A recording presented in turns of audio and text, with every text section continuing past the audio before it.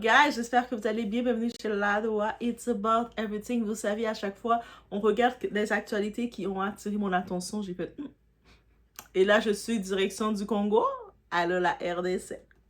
C'est votre Doha que vous aimez ou vous aimez pas. Peu importe. Je suis là.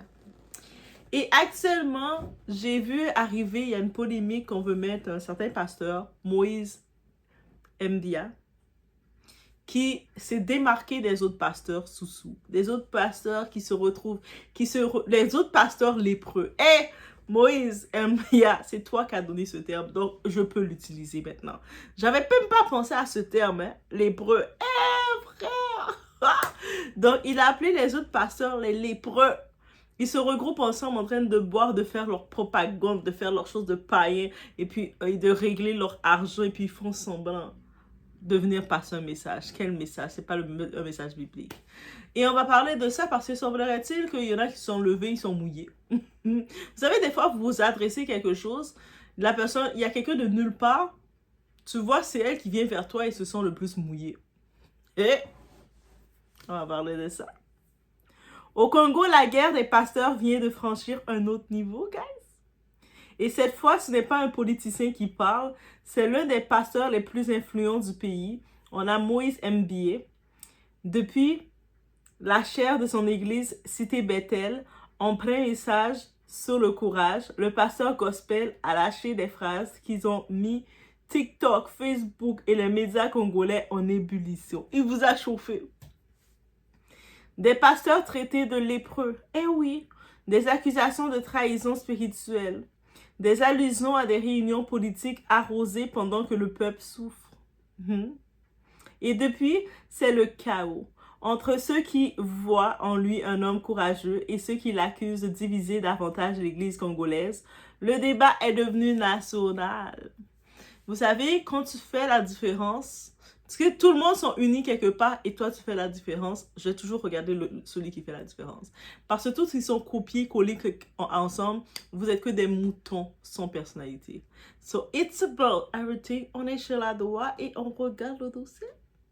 Ah oui, le dossier est déposé, on regarde. Et puis on dit notre opinion parce que qu'est-ce qu'on fait ici? On pratique notre discernement. Pourquoi? Parce que nous ne sommes pas nés avec le discernement et c'est quelque chose d'utile, il faut le pratiquer. Et c'est ça qu'on applique sur la chaîne de Ladoa. Guys, vous mettez des likes, on booste la vidéo. On envoie des messages pour Moïse. Dites-moi ce que vous en pensez du pasteur Moïse. Qu'est-ce que vous pensez des autres pasteurs? Parce que depuis des années, ils abondent la richesse. Ils voyagent en classe affaires. Ils sont business dans les beaux restaurants et tout, alors que le peuple qui vient les suivre, qui donne l'argent, qu'on les dit à chaque fois, vous devez donner de l'argent pour vos bénédictions. Plus ils donnent l'argent, moins ils sont bénis. Moins tu donnes l'argent à ces églises-là et plus tu es béni dans ta vie. On pose des questions là. Dieu même, mon papa, mon Dieu, il pose des questions. Donc, on y va, guys. It's about that.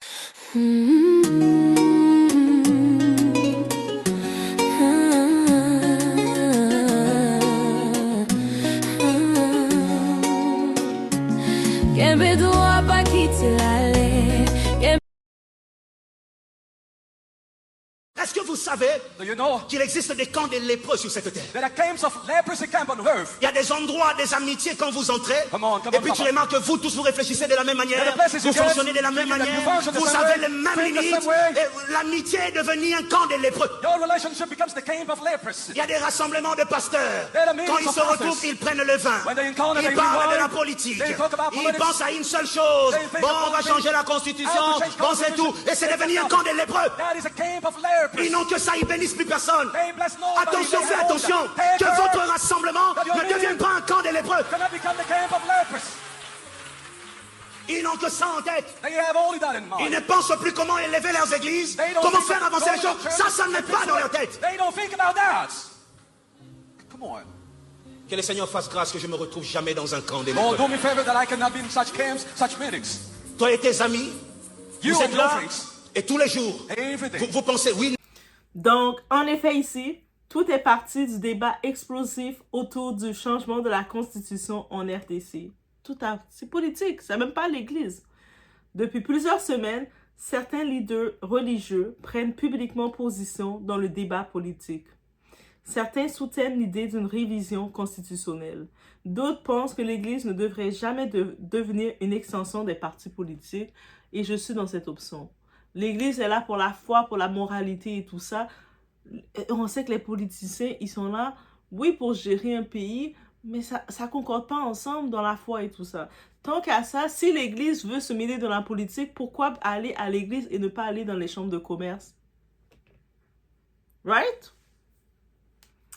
Et Moïse MBA a clairement choisi son camp, sans citer directement de nom, parce qu'il faut le rappeler, il n'a pas cité aucun nom. Si toi, tu te sens mouillé, c'est peut-être parce que le chapeau, il est rentré dans ta tête plus profond que les autres. Aussi simple que ça. Il a dénoncé des pasteurs qui, selon lui, auraient abandonné leur mission spirituelle pour fréquenter les cercles politiques. Dans son message, il critique des hommes de Dieu plus préoccupés par les réunions de pouvoir que par l'élévation de leurs fidèles. Et quand il parle de lépreux, les réseaux sociaux comprennent immédiatement à qui il fait référence. C'est qui le lépreux? Guys, donnez-moi dans les commentaires. On va faire la propagande ici. Mettez dans les... Oui. On est encore dans la saison des taureaux. On fait la propagande un petit peu. On pique les choses. Ok, mettez les noms que vous avez comme en tête. Résultat, les vidéos deviennent virales. Les extraits tournent partout. TikTok congolais explose. Ouhou. Certains internautes applaudissent. Pour eux, Moïse MBA ose enfin dire tout haut ce que beaucoup pensent tout bas, que certains pasteurs seraient devenus des influenceurs politiques déguisés en hommes de Dieu. Dans les commentaires, on peut lire « Enfin, un pasteur qui protège encore l'Évangile. Le Congo a besoin de leaders courageux. Il refuse de vendre sa foi. » Ça fait changement, hein? Quand tu fais la différence parmi les moutons, tu fais la différence. Mais évidemment, la riposte ne tarde pas. Bien entendu. Mais l'affaire a pris une tournure encore plus grave. Parce qu'après cette déclaration, certains internautes et militants ont commencé à attaquer Moïse MBA sur un terrain extrêmement sensible au Congo. Son identité. Et puis ça, c'est toujours comme ça. Quand quelqu'un n'a pas d'argument sur toi, quand quelqu'un ne peut pas partager son opinion contre toi. Mettons, toi, moi, je dis quelque chose, je fais une déclaration, mais toi, si ton opinion, tu es fier de ton opinion, tu as des arguments, tu vas argumenter, tu vas contre-argumenter pour m'apporter ton opinion à toi. Et on va pouvoir échanger. Mais quand toi, tu es faible, tu manques beaucoup de culture, tu manques de tout. Donc, qu'est-ce que tu vas faire? Tu vas vouloir t'attaquer à mon identité, à ma personne. On sait, si je suis une femme, le monde, parce qu'il ne voit pas d'homme à côté, parce que quand je fais ma vidéo, je me présente moi-même. Contrairement à toi qui écris des commentaires, la plupart, moi, je me présente moi-même. Donc, qu'est-ce qu'ils vont dire quand tu es une femme? Il est où ton mari? Tu n'es pas supposé être marié. Ils vont essayer de t'attaquer à ton identité parce qu'ils sont très faibles. Leur capacité intellectuelle n'est pas encore développée. On dit que le cerveau humain se développe à 25 ans, mais pour certaines personnes, leur cerveau humain ne va jamais se développer. Peut-être à cause de toutes les substances qu'ils avalent. Mais voilà, c'est un autre débat. Donc, on peut voir sur TikTok et Facebook des vidéos l'accusant d'être rondais ont commencé à circuler massivement. Pourquoi amener ça? Bien sûr, pour créer la propagande, pour empêcher son message, pour empêcher sa prise de position, qu'il trouve que c'est pas normal. En effet, t'es là, t'es pasteur religieux pour prêcher la foi, évangéliser les gens, et tu rentres dans la politique. Il a dit non, c'est pas ça notre mandat. Et il a tout à fait raison. Mais les gens vont essayer de détourner le tout, bien entendu. Et ils vont faire ça s'appelle créer de la distraction. Et dans un contexte où les tensions entre la RDC et le Rwanda restent ultra sensibles, ce genre d'accusation peut rapidement mettre le feu aux poudres. Il y en a quand même, ils se croient tellement sérieux, ils ont sorti d'affaire des montages collés, montés. Même leur mère est rwandaise eux-mêmes, et puis ils ont essayé de créer, voici, c'est ça son nom, c'est ça, si. T'es comme, ok, on a compris ta distraction. Peut-être il y a des bêtes qui vont tomber dans les personnes incultes. Oui, c'est ça le terme, incultes. Et c'est la même façon que moi, Doa, c'est compliqué pour moi de discuter avec un fanatique, de discuter avec quelqu'un de inculte, quelqu'un qui n'a pas de culture, qui est inculte, c'est aussi compliqué. Et surtout quand la personne est inculte et bornée. C'est compliqué parce que la personne va rentrer dans d'autres débats qui n'ont aucune question. Toi, tu lui parles d'un sujet, lui va parler, essayer de t'accrocher sur ton identité. T'es comme, ok, tu veux quoi de mon identité? Bref. Des créateurs de contenu, des chroniqueurs, des militants politiques, tout le monde s'est mis à commenter l'affaire. Pendant que certains défendaient Moïse MBA, d'autres ressortaient d'anciennes vidéos pour essayer de prouver qu'il aurait changé de position avec le temps. Mais c'est l'imbécile qui ne change pas d'idée. Hein. On peut tous changer d'idée. Des fois, j'aimais telle chose et avec l'évolution, j'ai vu mon évolution a fait que j'aime une autre chose. J'avais telle idée et j'ai changé. Même dans la Bible, ces soi-disant pasteurs, eux autres ne connaissent pas leur Bible parce que ce sont des arnaqueurs. Ce sont des arnaqueurs. Mais dans la Bible, dans les apôtres que Jésus avait choisis, c'était pas Paul. Paul, au début, il était dans les finances, là. Il a arnaqué un petit peu le monde. C'était son identité. En étant avec Jésus, il a changé complètement son identité.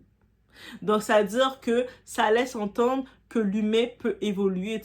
T'étais telle position et t'évolues pour devenir telle position. Toi, en tant que pasteur, que tu dis que tu parles de la Bible, tu parles de l'évangélisation, tu parles de l'amour de Dieu pour toi, et tu ne comprends pas l'évolution humaine, et tu essaies de condamner quelqu'un. Ah, mais il était comme ça avant, il disait ça avant. Mais oui, mais là maintenant il dit ça maintenant, ça veut dire qu'il a évolué. Dans la Bible, on parle d'évolution. Donc, ça veut dire que c'est moi qui n'est pas pasteur, je ne suis pas pastoresse, je ne suis pas pasteur. Okay. Et c'est moi qui est en train de vous apprendre de vous apprendre à décortiquer la Bible. Ça veut dire que mon esprit, mon petit esprit à moi, est beaucoup plus fort que vous qui vous dites homme de Dieu. Aïe, aïe, aïe, aïe, aïe. Et mon esprit, c'est un esprit féminin. Ça, je le déclare et je le mets. OK? I say what I say.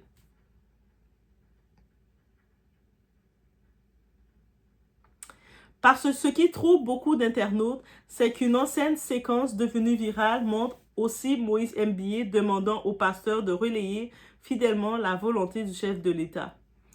En même temps, il y a une partie dans la Bible qui dit que oui, on doit écouter l'autorité qui a été établie. Dans la Bible aussi, ça a été dit là. Que oui, t'es là, tu viens dans le monde, on est du monde, mais on est dans le monde, mais on n'est pas du monde. Ça, c'est une phrase que mon pasteur propre disait. Monsieur, là, il est à la retraite du pastorat, mais il est toujours là, monsieur Alberto Carbone. Et puis, il disait, tu sais, on est du monde, on est dans le monde, mais on n'est pas du monde. C'est la phrase tellement pour expliquer, et c'est tellement vrai. Et puis, quand tu es dans le monde, tu n'as pas le choix de suivre les autorités qui ont été établies pour fonctionner correctement. Parce que la Bible ne veut pas que tu sois dans l'anarchie. La Bible ne veut pas que tu fasses n'importe quoi au nom de la Bible. Ils veulent que tu suis les règles, que tu appliques les règles qui ont été établies. Quand tu lis, tu comprends la Bible, tu le vois que la Bible était très stricte. Il y avait une structure. C'est pas que je fais ce que je veux. Si je veux aller casser la maison de mon voisin, je le casse parce que j'en ai envie. Non. Il y a des structures, tu dois respecter les règles. Et lui, peut-être à une époque, il a fait des positions, et oui. Mais là, peut-être, en se levant, en allant se coucher dans son lit, il a fait « Ah, yo, j'ai dit des bêtises, man, je dois me rétracter. » Ça s'appelle l'évolution. Et si tu es un pasteur, tu te dis pasteur, et tu ne crois pas à l'évolution, mais tu es une bête. Même Satan croit à l'évolution, man. Et là, le débat devient encore plus confus. Certains disent, donc hier, il soutenait le pouvoir, mais aujourd'hui, il attaque les autres pasteurs. Il a donné un fait. Qu'est-ce qu'il a dit? C'est simple. Les pasteurs que vous admirez là, pendant que lui est dans le système, c'est-à-dire que on parle de quelqu'un qui est dans le système. Il a vu les invitations. Il a peut-être reçu des invitations. Il vous expose qu'est-ce qu'il en est. Il vous dit que ces pasteurs-là qui sont sur la chair en train de vous dire « Je vais te bénir, donne-moi de l'argent. » Mais eux autres sont plus intéressés à régler leur poche. Ils sont plus intéressés à gérer leur argent. C'est-à-dire que tu vas plus les voir animés dans les soirées où on sert de l'alcool. En train de boire, c'est pas du vin avec du pain en train de faire un souper.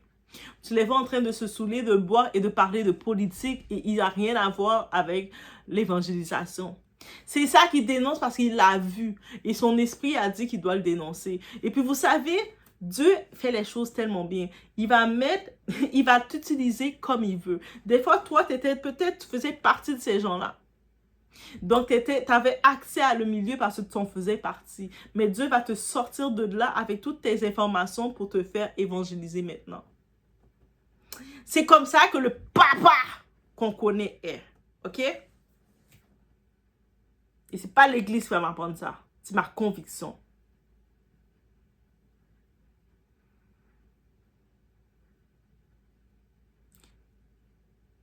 Certains vont dire, donc hier, il soutenait le pouvoir, maintenant, aujourd'hui, il attaque les autres pasteurs. D'autres, ils vont répondre, non, il critique surtout les dérives politiques dans l'église.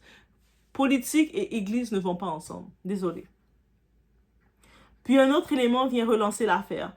Plusieurs pasteurs et figures religieuses prennent publiquement position. Certains félicitent Moïse MBA pour son courage, d'autres lui demandent de clarifier ses propos sur les fameux lépreux. Mais qu'est-ce que vous êtes qualifié? Quelle clarification vous voulez? Est-ce que c'est votre état intellectuel qui est tellement peu développé que vous n'êtes pas capable de comprendre? Parce que moi, j'ai compris. J'ai pas besoin d'aller à l'église tous les dimanches pour comprendre. C'est-à-dire, c'est mon petit esprit à moi de doigt, j'ai compris. C'est-à-dire, quand vous dites pratiquer le discernement, vous, les pasteurs qui vous dites hommes de Dieu, vous êtes des faux hommes de Dieu parce que vous ne pratiquez pas. C'est pour ça que dans la Bible, ça le dit. Ça le dit. Dans la Bible, dans le dernier livre de la Bible, l'Apocalypse, ça le dit. C'est comme... Il y a beaucoup de charlatans, beaucoup de fakes, beaucoup d'animaux, beaucoup de bêtes, beaucoup de faux. Ils vont dire mon nom, nommer mon nom, Jésus, Dieu, moi je parle pour Dieu. Alors que je ne les reconnais même pas. Et c'est la preuve, on va les reconnaître dans le fruit. Et voilà. Comment vous ne pouvez pas connaître Dieu comme ça? Et face à l'ampleur de la polémique, des médias congolais commencent même à parler officiellement de l'affaire du camp des lépreux. À ce stade, on ne parle plus seulement d'un sermon. On parle d'une fracture énorme entre religion politique, influence et pouvoir au Congo. Et comme souvent sur les réseaux, plus la polémique grandit, puis chacun choisit son camp. C'est comme ça.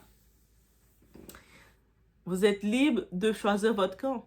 Vous avez l'esprit de choix. Des proches du mouvement pro-révision constitutionnelle accusent Moïse MBA de mépriser d'autres serviteurs de Dieu. Okay. D'autres disent qu'il joue lui aussi un rôle politique, mais de manière indirecte. Peut-être. Et comme toujours au Congo, quand religion et politique se mélangent, ça devient explosif. Des vidéos apparaissent ensuite sur TikTok montrant des militants de l'UDPS attaquant verbalement Moïse MBA. Bien sûr, vous devez l'attaquer. Parce qu'il vous dérange. La vérité dérange toujours. Quand la vérité vient se placer au milieu, il y a des gens qui vont te détester. Dès que tu arrives avec la vérité, tu ne vas pas être aimé. Tu ne vas pas être la plus populaire. Le monde va se détourner de toi. Quand tu arrives avec du faux semblant, du fake, on va plus t'aimer. C'est comme ça. Donc oui, de remettre en question son identité, d'autres l'accusent de manipulation pendant que ses partisans répondent en le présentant comme un des rares pasteurs encore intègres. Même des anciens extraits refont surface, des interviews, des prédications, des phrases sorties de leur contexte. Bien entendu, ils vont chercher le tout pour te piquer, pour te faire tomber. Ils vont chercher tous les détails. Internet transforme alors cette affaire en véritable guerre médiatique. Et ce qui choque beaucoup de Congolais, c'est surtout la violence des mots. Parce qu'au départ, on parle d'un débat constitutionnel, mais très vite, ça devient une bataille d'ego, de camps, de pasteurs, de fidèles et d'influence. Au final, une question revient partout. Est-ce qu'un pasteur doit intervenir publiquement dans la politique ou est-ce justement son devoir quand il pense que le pays prend une mauvaise direction? Et surtout qu'on dit ça maintenant, mais récemment, là, Félix Tshisekedi, là, Félix, avec sa femme, là, l'autre là, sa femme. C'est pas eux autres qui allaient se promener dans les églises comme ça, faire leur mandat. Pourquoi ils prennent l'intérêt? Quand vous voyez ses présidents, sa femme, la femme présidente, la première dame, et ils prennent position de sortir de chez eux, mettre leurs culottes et d'aller dans les événements des églises, d'aller se présenter, s'afficher avec des personnes d'église. Parce qu'ils savent l'influence dans les églises. Ils savent que le peuple est très dans les églises. Il y a beaucoup d'églises et eux autres se sont dit, au lieu de structurer, de mettre des règles dans les églises, qu'est-ce qu'ils se disent? On va venir mettre notre visage, montrer qu'on est avec le peuple et on va venir jouer avec le mind du peuple. Le peuple qui est déjà vulnérable, faible d'esprit. It is what it is, guys. Une chose est sûre, Moïse Mbiyé n'a pas laissé le Congo indifférent. En quelques phrases prononcées depuis sa chaire, il a relancé un débat profond sur le rôle des pasteurs, la politique et l'influence immense des églises dans les sociétés congolaises. Et aujourd'hui, le pays semble plus divisé que jamais entre ceux qui voient un homme courageux et ceux qui voient un leader religieux devenu trop puissant. Mais dans une RDC où religion et politique avancent souvent main dans la main, ce genre de clash était peut-être inévitable. Donc moi, j'en profite de dire respect à Moïse Mbiyé pour avoir pris une position claire et courageuse dans un débat aussi sensible. Pour beaucoup de Congolais, l'Église doit rester une voie de vérité, de conscience et de défense des principes républicains. Pas devenir un outil au service de manœuvres politiques pouvant fragiliser la Constitution. Surtout qu'on sait comment les dirigeants actuellement qui sont en politique, comment ils traitent le pays, comment ils traitent les citoyens. Regardez les routes, regardez les inondations, regardez comment eux autres, ils prennent l'argent, ils décident de dépenser l'argent, de l'utiliser à leur guise. Il y a assez là. Quand des leaders spirituels choisissent de parler avec conviction plutôt que de suivre les intérêts du pouvoir, cela crée forcément des tensions, mais aussi le débat. Et est-ce que vous pensez que les pasteurs doivent intervenir publiquement quand l'avenir du pays est en jeu? Et vous pensez que Moïse Mbiyé a eu raison de parler ou un pasteur devrait rester loin des débats politiques? Laissez-moi savoir maintenant en commentaire, guys. It is what it is. J'attends vos idées. On doit en parler. Ça concerne. On peut pas dire, 2026, on peut plus juste fermer nos yeux et dire, moi, je sais plus d'oie, moi, je suis un oiseau. OK? Même les plumes, tu vas perdre tes plumes d'oiseau, finalement. Donc, je vous laisse sur cette réflexion. Faites attention à vous.